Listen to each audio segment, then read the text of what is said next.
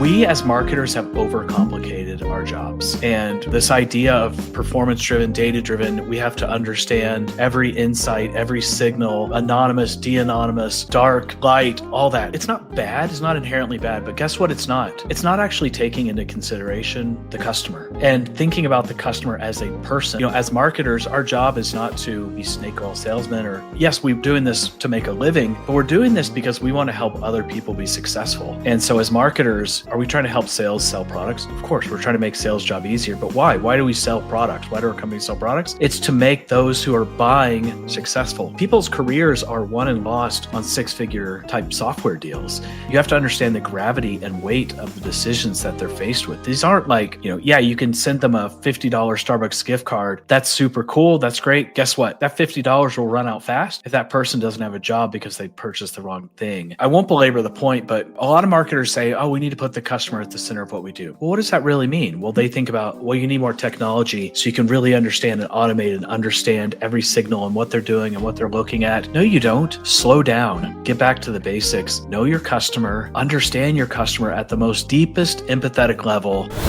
Brand versus demand. Why the CMO tenure is so short, they're expected to come in and deliver instant results. Who cares if the product doesn't work? Who cares if there's no product market fit? Who cares if the sellers don't really know how to sell or the CX team doesn't know how to deliver? We need more demand. We need more pipeline. We need more deals. Why? Probably because you're bleeding everything out on the back end, but it's the same challenge that we face where there's just this immediate need for impact and ROI, and good, sound marketing is going out the door. There's so many other things you have to consider and think about beyond the atmosphere of marketing in itself when you're a CMO. You are a mediator. You're a translator. The best CMOs are translators. They're translating from top down, left to right, all the way across the board, making sure comms make sense and everyone's doing their job and you're not micromanaging. You're elevating people to do their best work and putting people in the best ecosystem, the best technology for success, for the highest profit margin, the least amount of cost and resistance. That sounds easy to do that I just rattled off, but it is hard as heck to build, strategize, and maintain. I think we have one of the best in the business across the side of me talking about it. So as you have evolved to a CMO, if you could go back, what's the one piece of key advice you would give yourself back then of your transformation to being a CMO? One. And part two of this question, as you've been a CMO, what's the thing that's made this job and this experience wonderful for you to do? Well, first of all, I appreciate the kind words again. So I'll start with your first question. So if I were to go back, I think the biggest piece of advice I would give myself is, there's so many things that's shifting in the marketplace, technology, how we're integrating buyer behavior, all of it's influencing what we thought was our proper playbooks, literally outdated, what feels like daily. As much as strong as AI is great, we build our own GPTs, that's phenomenal. It's limited by what we input, what we can capture as data, and how we interpret the data to move forward. What do we do, Matt? What do we do? How do we guide and move forward as marketers and business owners in 2026 now with everything happening? Every sales rep knows the feeling.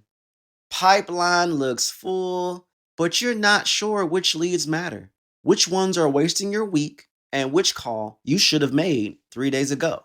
HubSpot's prospecting agent gives you a clear way forward. It shows who's actually ready, gives the details your reps need, and points them toward the conversations worth having. So reps know exactly where to focus and what they're walking into. Check out HubSpot.com, the agentic customer platform for growing businesses. From one podcaster to another. I was on his podcast. Please check that episode out. And now he's on mine. We're sharing the love. We're passing it forward. We have Matt Hummel, CMO of Pipeline360 on the pod. Thank you for being on the podcast. Dude, my pleasure. Thank you for having me. It's been a minute since you and I connected, so it's great to see you. And for those who don't know, Matt Hummel is like an OG. He's an established person in the industry. Okay, recognized demand, generation leader, brand development leader, integrated communication leader, driving growth, brand strength, and customer engagement through innovative, data-driven marketing strategies. He's been everywhere. He's done everything. He's a very humble guy, but that's why I'm here to toot his own horn for you. So as you're listening and engaging in this masterclass episode, you're like, you want a little bit more of Matt? Let me go check out what he's doing on LinkedIn, on social. Let me check out Pipeline360 doing great things over there. And like, let's just show the love. let's just do this thing. And what's great about this particular episode, Matt, I don't know if you know this. This is my first episode post delivery now as a father. And you were the last person I literally talked to before I went into the abyss of transforming into a father. So this is a full 360 circle. So thank you for being on and doing this with me today. Well, I am honored. I know when I had you on the show, we were talking about you weren't that far from being a first-time father. And, I was telling you, because you're like, what advice do you have? And I'm like, Right. first of all, it's going to be everything you think and more. But second, I have no advice because kids, man, they're hard work, but they're awesome. And every kid is so different. But congratulations to you and your wife, little girl. It's great. It's awesome. I was reflecting right before we're doing this, I did my first solo episode, and I'm like, I'm not going to make everything about my child. And this is my whole identity now. But what I was echoing, I'd love to get your context on before we get deep into marketing strategy, is how have you adjusted over the years your identity and how you show professionally and personally, juggling things as things in your internal life change. I think sometimes as marketers and executives and entrepreneurs, we're always so focused on the goals that we don't always calculate or include the other intangibles of your life that could slow down or even expedite your goals. How do you navigate, your goals and pursuing that with family and life and everything in between? Yeah, great question. A little bit related to what you asked. I think just some advice too, or perspective. When I first had kids, so I had twin boys. And so that's just like a thing in and of itself. And so in a way, it became a lot of my identity. And that's what people would ask about. That's what people would want to know about. And I would certainly talk about that. And plus people see me are like, did you just get run over by a truck? And I'm like, no, we just had twins. So I couldn't really avoid talking about it. But then I sort of went through this period, and my kids will turn 13 here in about 6 weeks, where it's not that they weren't important. That never changed. But from how I showed up at work, I didn't talk about my kids. I just didn't talk about that stuff. I sort of kept it private. And I think you and I are similar age in the sense of we grew up in a day where work was work and family was family, and go to the office and you'd come home and you'd put your proverbial briefcase down and, you'd eat dinner and blah, blah, blah. And so, but now that everything is fully remote, more or less, what I've learned, and it's really just been over the last probably 18 months, Troy, is that it's okay to have a personal life, and not just okay to have a personal life, but to bring that a little bit to work. It's not a distraction, but it's authentic. It's people want to know people. And so I don't know, this probably sounds stupid, but just, being able to talk about the challenges of parenting but also the joys. One of my son, his team won the cross country state championship this last weekend. And thank you. And I told our CRO on Monday, and he's like, bro, you should have texted me over the weekend. And I'm like, first of all, that's awesome that you say that, because we've got that relationship. But two, my bad. And such a great point. I think the lines have blurred between work and personal in a way that's healthy and good. And I really appreciate that. Oh, I appreciate you sharing that and highlighting that. I think to your point, we have come from that generation in that area where we do separate things, where, you don't use hey, I have this going on with my family, with my wife, with my kids, with my friends. And it's like people may use weaponize as an excuse, or that you're weak, or if you're climbing up the corporate ladder, you're trying to build a business. You don't share these things because it's almost like the hero complex. I want to keep my mask and my secret identity, so you can't weaponize that against me, right? And I think it's so refreshing now that in many cases, not that we want you to weaponize it, please don't use it the right way. Use it but wisely. We're seeing that people are actually sharing more of themselves, and that's also another variable to maybe by why people may consider working with you, choosing you over someone else, because there's those storytelling connections that, ooh, I land with that. You may be more expensive, but you told me a story about your kids. I have kids, we connected, and for some reason, logic, emotion, whatever, I choose you. And sometimes now that's the difference. But 100%. It's not just intentionally I'm going to use my kids and my wife to make $1 million and get more campaigns. It's more about just showing up more authentically yourself. And that 100%. Creates more trust versus what we've seen in times past. And marketers, we're not snake oil salesmen. Most of us, we're not snake oil salesmen. We're genuinely trying to take our tools, our talents, and our skill sets to help you achieve your goals in tandem. Amen. It does cost something. Sorry, we can't do this stuff for free. We could, but I digress. I'll leave it alone. We'll talk about that another day. But I welcome this moment really because I feel it's a little bit lighter now in market as far as how we articulate. But at the same time, there's AI, all the variations of AI. There's all these different changes, and we're trying to do performance-driven impact. So many things navigating with dark social. For those who don't know what dark social is, that's things you can't track. That's in the group chats that you can't track with cookies, and you're navigating this cookieless world now. And how how do we quantify what's working, what's not? How do we navigate? Even influencer marketing is just, Troy, what do we do, Matt? What do we do? How do we guide and move forward as marketers and business owners in 2026 now with everything happening? And I set this up to take a pause. And I know Matt is going to deliver because he's always delivering these very sage-esque wisdom inserts that I can't wait for y'all to experience. I'm hyping it up because I know it's going to happen. Matt, what's been your guiding light through all the ups and downs of performance-driven marketing and adjusting even in your role and everything that you're seeing out in the marketplace right now that other marketers will probably enjoy and take solace in, if you will? Yeah. Well, thanks for the softball question to get started. No pressure and building me up, which I appreciate. My 2 cents, you may be looking for a different answer, but I stand firmly on this. We as marketers have overcomplicated our jobs. And this idea of performance-driven, data-driven, we have to understand every insight, every signal, anonymous, de-anonymous, dark, light, all that. It's not bad. It's not inherently bad, but guess what? It's not. It's not actually taking into consideration the customer and thinking about the customer as a person who is buying. You said it at the top of the show, as marketers, our job is not to be snake oil salesmen or yes, we're doing this to make a living, but we're doing this because we want to help other people be successful. And so as marketers, are we trying to help sales sell products? Of course, we're trying to make sales job easier, but why? Why do we sell products? Why do our companies sell products? It's to make those who are buying successful. People's careers are won and lost on 6-figure type software deals. You have to understand the gravity and weight of the decisions that they're faced with. These aren't like, you can send them a $50 Starbucks gift card. That's super cool. That's great. Guess what? That $50 will run out fast if that person doesn't have a job because they purchased the wrong thing. I won't belabor the point, but a lot of marketers say, oh, we need to put the customer at the center of what we do. Well, what does that really mean? Well, they think about, you need more technology so you can really understand and automate and understand every signal and what they're doing and what they're looking at. No, you don't. Slow down. Get back to the basics. Know your customer. Understand your customer at the most deepest empathetic level. Do you mind if I share a quick example of this? Let's go.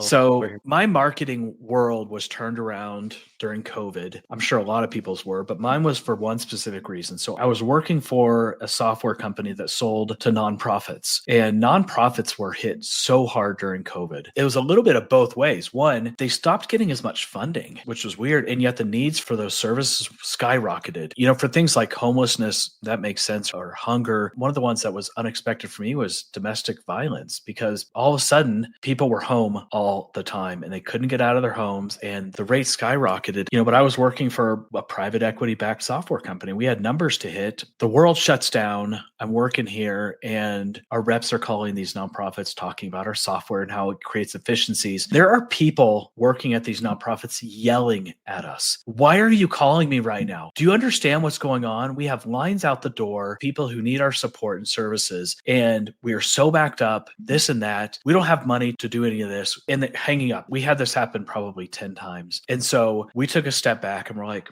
okay, yes. Do they need our software? Yes, because it creates efficiencies. Do they have an efficiency problem? Yes. But our message was so wrong. Not just changing the messaging and positioning, but we actually changed the offering. And we offered our software for free for 6 months. And yeah, we asked them without committing, but we asked them to sign up for a contract post the 6 months if the funding had returned. But we were like, you know what? You need help. We want to literally put ourselves in your shoes, put ourselves out on the front lines and be able to do that. And it was so well received. And we came out of that quarter we had record growth coming out of that quarter. And was that our hope? Of course, but that wasn't our motivation. Our motivation was we need to help our customers. We need to meet our customers where they're at. And that's a bit of an extreme example, but if you apply that same sort of principle and approach to how we market in any situation, just think about the difference that could make. All of a sudden, you truly understand. I'm not suggesting you give away your software free. That's just what made sense in that situation. So I'll quit my ramble, but that's really what transformed. And that's where I'm getting back to, where we've overcomplicated everything. Get back to the basics of truly knowing your customers. No, you're not rambling. This is I Digress. So you're allowed to go as far as you want as a masterclass episode. We are sitting at your table feasting. And that's so true. The intent versus what your mission, what the motivation is. I think your distinctiveness in spotlighting that highlights like, wow,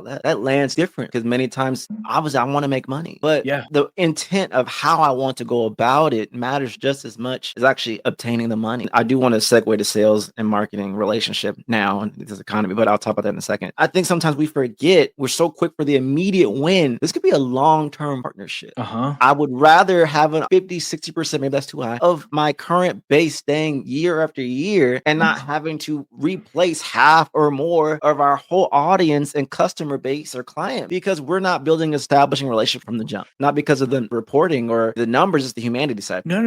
I was totally agreeing. A lot of BDRs and SDRs get blamed for their shady practices, right? They send all these emails and LinkedIn. I understand the process, but they get a bad rap. Well, guess who's feeding them the messaging? Either marketing or sales. I say that because you mentioned this need for instant gratification and instant success versus building long-term partnerships. Guess where that comes from? It comes from the top. It comes from the organization. And we as organizations, we as leaders put pressure, and a lot of that comes from the board or comes from investors. But there is this idea of like, nope, it's almost really hard to operate with that mentality. It's kind of the parallel with where CMOs now are challenged with this brand versus demand. And why the CMO tenure is so short, they're expected to come in and deliver instant results. Who cares if the product doesn't work? Who cares if there's no product market fit? Who cares if the sellers don't really know how to sell or the CX team doesn't know how to deliver? We need more demand. We need more pipeline. We need more deals. Why? Probably because you're bleeding everything out on the back end. But it's the same challenge that we face where there's just this immediate need for impact and ROI, and good sound marketing is going out the door. I've appreciated to see that brand has come back into the discussion, but I think only time will tell if it moves beyond the discussion and actually organizations start to think differently about how they want to invest and grow and give time for those things to happen. I love what you said, and it's true. And I think, and we've held the CMO seat for a minute, and leading up and leading down is hard and challenging. Is finding the right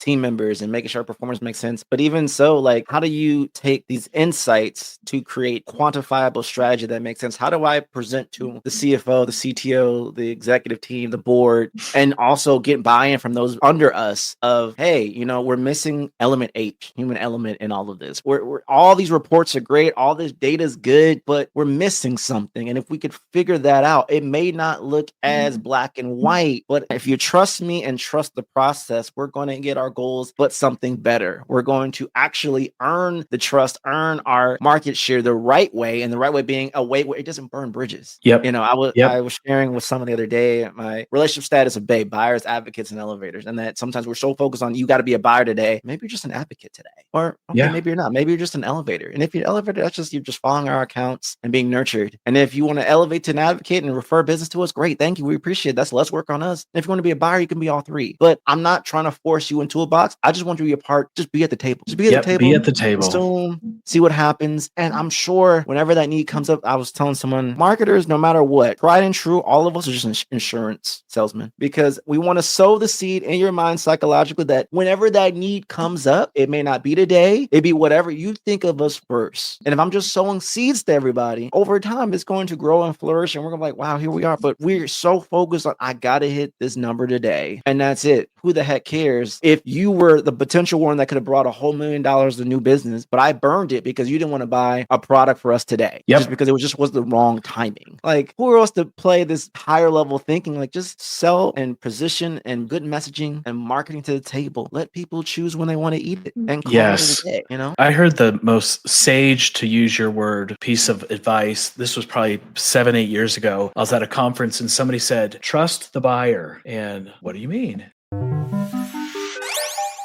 Create Like the Greats, hosted by Ross Simmons, is brought to you by the HubSpot Podcast Network, the audio destination for business professionals.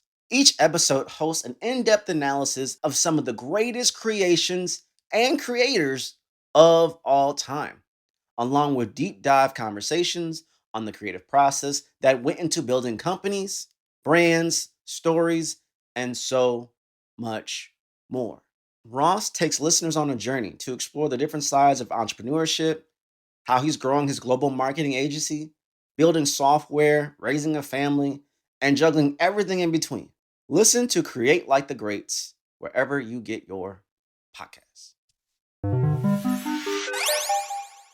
No, literally just trust the buyer. When they are ready to buy, they will buy. And so this idea of being visible, what you're saying, being present, adding value. If they want, just make sure they're at the table. Don't kick them off the table because you need them to buy. They will buy when they're ready. Troy, I have bought 100 pieces of software in my life. Do you know how many I've bought because of some seller reached out randomly to me and then forced themselves on me? Zero.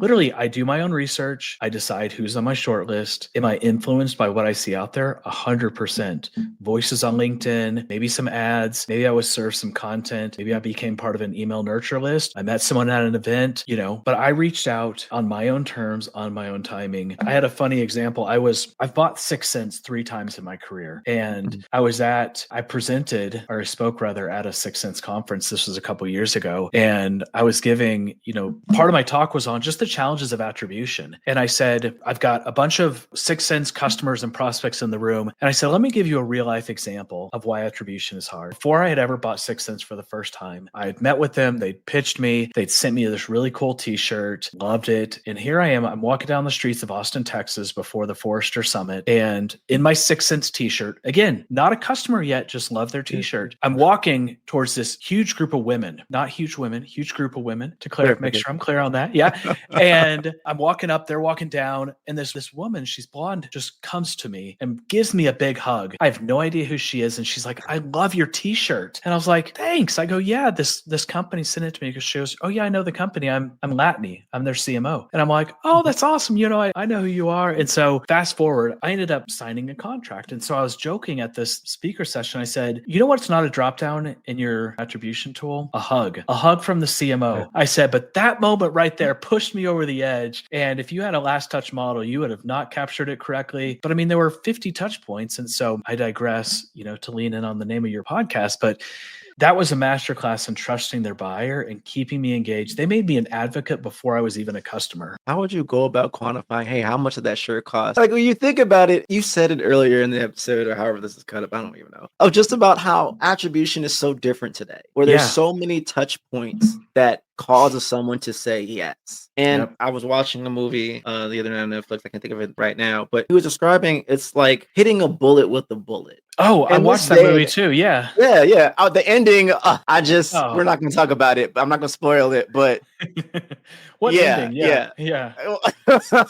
I'm just left on red, but it's okay. I digress. Yeah. And I'm like, that line stood out. I'm like, that is literally how it feels every day in marketing, trying to do our ABM, trying to do all the things that we navigate as CMOs and everything else of trying to make this work. And I think sometimes people don't get, there's so many things that's shifting in the marketplace, technology, how we're integrating buyer behavior, all of it's influencing what we thought was our proper playbooks, literally outdated, what feels like daily. As much as strong as AI is great, we built our own GPTs, that's phenomenal. It's limited by what we input, what we can capture as data, and how we interpret the data to move forward. So from your experience with all of this, like, how have you, one, kept your sanity? For us CMOs out that's here. That's a big assumption. You're looking good. You're doing good. You sound amazing. And then two, what has been your anchor through all of these changes right now? Yeah. Well, my sanity is largely kept, one, because I've got a great support, my family around me. But two, I work with a lot of great people, but there's two people in particular that have made my life easier. I don't want to say easy, but easier. And that's my CRO and my CEO. And for different reasons. I'll start with my CEO. He gets marketing and he understands and he appreciates it. And Troy, I hope to never work a different job or, a job that does not have a CEO who understands and appreciates marketing. Because if you have to go in and educate, I worked for a founder-led company who really didn't know marketing. One of the worst experiences of my life because it was just a constant uphill battle. The struggle's real. So working for an organization, some people out there could be like, oh, you took a shortcut. You didn't fight the fight. Guess what? That fight, when you don't have any resources and you have no time and you have expectations of things that they're hearing and seeing, that's not reality. That is why the tenure of CMOs is less than 2 years because they're coming in. It takes 6 months to hire a CMO. So they want to give them some time. But guess what? The data is the data. They're out in a heartbeat. And And so first and foremost, find a company, which I have, with a CEO who gets marketing. I have a related story on that I'll share in a second. With my CRO, I could not ask for a better partner. He got a marketing degree. I joke that he got an online degree. And I even had AI whip me up a certificate, literally a marketing certificate from his online university. It's not true. He went to a credible school. He and I are in this together. We celebrate the wins together, lament the losses together. And when he's having a bad day, I'm having a bad day. But we lift each other up too. You know what I mean? Like, I'm not like, oh, I hit my number and what are you doing? And he's not like, hey, Hummel, my sales team's out there grinding. What are you doing? We are step by step through this whole journey and knowing we have ups and downs, but guess what? We are literally hand in hand, locked arms, going through this journey together. And again, I could not ask for a better partner to work with. So first and foremost, second to my family, you got to work with good people. It makes your life so much easier. It makes your sanity so much easier. The piece I'll share, my CMO, he shared this story with me about a year ago, and it's really stuck with me. So you think about the challenge of how do you defend things like brand spend, especially when you don't have spend to have deep analytics and marketing ops, to come in and help quantify every dollar spent. He's like, hey, Matt, when you think about brands like PepsiCo or Coke, do you think they've got strong demand gen functions? Are they running that playbook? And I go, no, I think about them as really strong brands. And he goes, well, guess what? They do. And I know this is true because I have buddies that work there. He goes, every Monday morning, guess what they pull up? They pull up the market share report and they're looking line by line at how many units they've sold compared to their competitors. He's like, what is that? That's demand. That's sales. And he goes, what do they invest in? They invest in brand. That's primarily what they invest in. There's other things, obviously, but from a primary focus, it's all about the brand. And why? Because brand drives demand. That's what people want. The experience is the same. Every time you open a soft drink, it tastes the same, or should. People know what they're getting into, but it's creating that familiarity and that sentiment of the brand. That really resonated with me in the sense of, there's brand measurements, of course. You can measure all that stuff, but at the end of the day, you should see a correlation between your investment in brand and the growth of the business. And if you're not seeing that, then you're doing something wrong. That resonates very much to me. I also think, to your point, not that there isn't differentials between brands at this point, but things are so marginal, that you look at the specs, you look at what you're getting, and you can throw it in a hat and you probably will make a good decision either way. At this point, everything's good. Like you said, the brand part of a component makes all the difference. It's a likened to frequency illusion. You see the brand enough times, it just slowly, subtly sticks with you. Certain words makes you think of certain brands. Psychologically, internally in your mind that I think this is a validation pathway of trust. This is why I should do it. Yeah. Marketers should have more validated pathways in their process of tracking and measuring, because how do you validate? Hey, how many people are in sentiment are saying this is good, but also how much are people not saying anything bad about us? Maybe not saying anything good, but we're not saying anything bad about us either. We're not front-facing TMZ style, oh, we have a scandal over here. Oh, this is happening. We're in a good balance. And right now in this economy and this marketplace, stability says a lot. If you've just been stable, that reason to choose you over someone else just because you're the new kid on the block doesn't mean you're going to 100%. I forget the term. I learned it in a logic class in college, which was 100 years ago. But it's this idea that most people don't write good reviews. They write bad reviews, or they give negative feedback, not positive feedback. So your point, I could not agree with more. If you're under the radar, great. You are doing a good job. So I think the other thing people don't realize with brand or think about often, brand is more than your colors. Brand is more than the number of impressions you have. Brand is literally every experience somebody has with your organization, from content to digital assets to human experiences. The way that somebody calls you, the words they use, their tone of voice, it carries through everything. When you have to call into the customer service line, or them sending me a t-shirt, or the way that they put on their events, it's literally every touch point. And again, you can't measure all that stuff, but one of my focuses as a CMO, and it's difficult to do, but I want to have not control, but I want to have influence on every touch point with a customer. And I don't think a lot of marketers think that way. They think, nope, I've got my lane, I've got external communications. And it's like, no, the brand is literally everything. And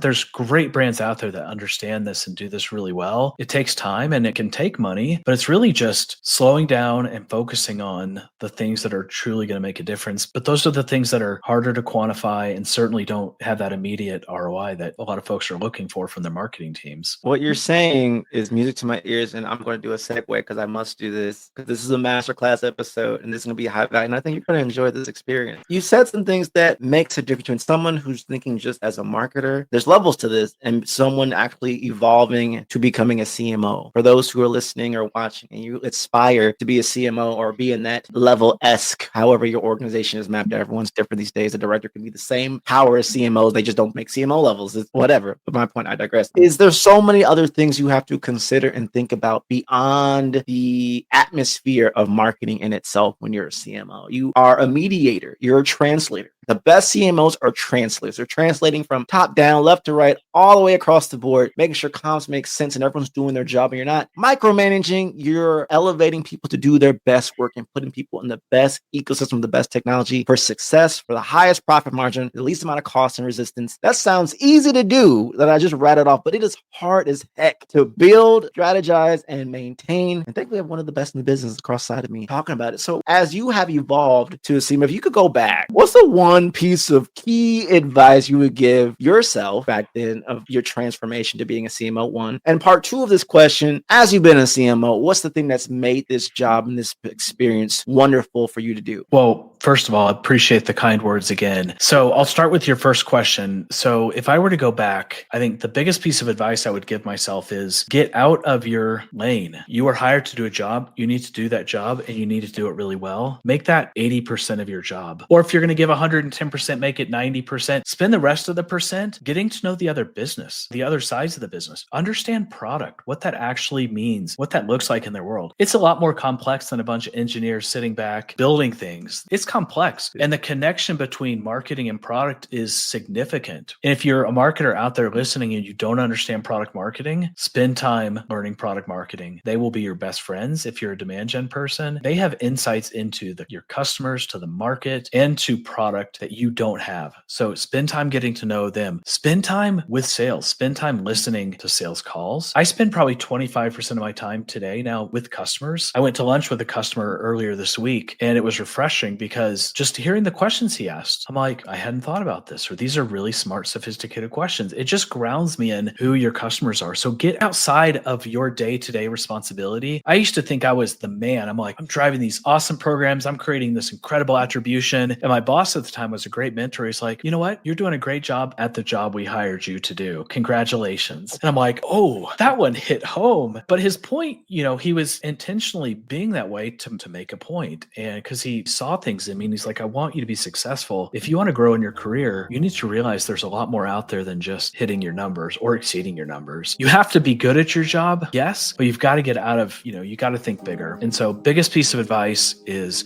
just spend time, true time, not a check the box exercise, but like find mentors in other areas of the business, get connected, get plugged in, be interested in what they're doing. That will help you as a marketer, but it'll also help you as you start to advance your career. I agree with that. I think one of the things that's helped me elevate being a former electrical engineer is quantifying creative. I think this sounds like nails one of the critical things. If you don't know how to quantify creative, I know that's hard. If you're really strong, creative, brained only on a chalk for you. Sorry, there's other people involved that may not have the same mental wiring as you, and you have to be able to translate what you're doing in ways that make sense for the business. Because if you're only thinking about social media marketing, hoping you're going to be a CMO, you're not. Because you're only thinking, oh, this is creative and this is, look how many people are reaching. That doesn't necessarily quantify actual money, P's and L's. Like if you're not able to talk EBITDA, you're not able to tie in what you're doing and value for the CFO, putting yourself in a position of disaster, and you're going to be out. Trust me, I've been a CMO 4 times, and trust me, at least 2 of those times was not by my choice. I was out.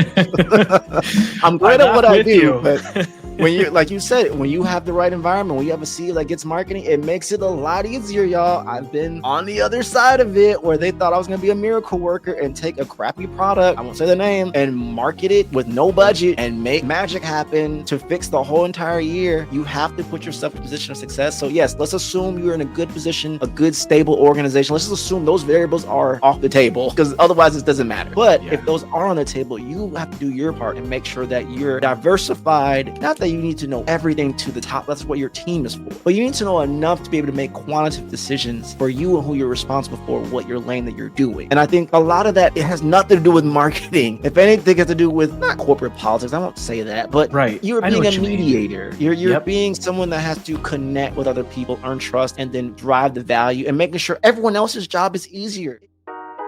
And that's a wrap. We hope you enjoyed this episode of I Digress. What was your takeaway? Care to share your thoughts and tag Troy on social media? You can find him on all platforms at Find Troy. Don't forget to like, subscribe, and leave a review or comment for this episode from wherever you're listening.